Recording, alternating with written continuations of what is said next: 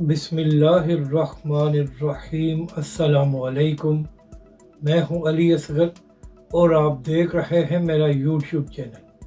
ناظرین کرام، تحریک لبیک پاکستان آج تاریخ رقم کرنے جا رہی ہے اور آج پاکستان کی تاریخ کا ایک بڑا لانگ مارچ ہوگا۔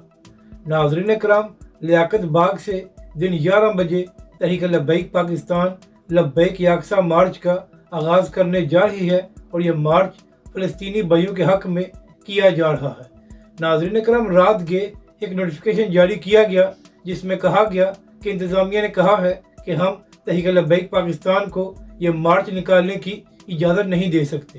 اس کے بعد تحریک لبیک پاکستان کا یہ موقف سامنے آیا کہ ہم تو فلسطینی بھائیوں کے لیے میدان میں آ رہے ہیں، تو لہٰذا ایسے نوٹیفیکیشن ہمیں روک نہیں سکتے۔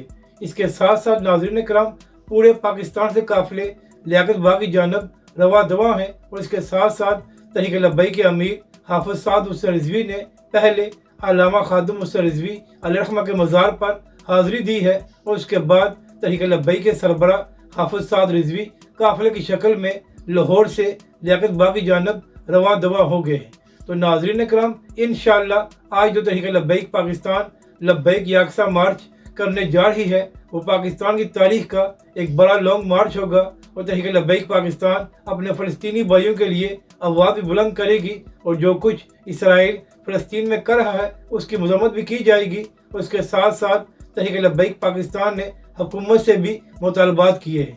تو ناظرین کرام، ہمیشہ کی طرح ایک بار پھر تحریک لبیک اور حافظ سعد رضوی ہی فلسطین کے لیے میدان میں آ رہے ہیں، جبکہ دوسری جانب باقی تمام سیاسی جماعتیں اپنی سیاسی لڑائی لڑنے میں مصروف ہیں اور ان کو نظر نہیں آ رہا کہ فلسطین میں کس طرح ظلم ڈھائے جا رہے ہیں۔ اگر آپ کو یہ ویڈیو اچھی لگے تو اسے لائک اور شیئر ضرور کریں اور ہمارے اس چینل کو بھی سبسکرائب کریں۔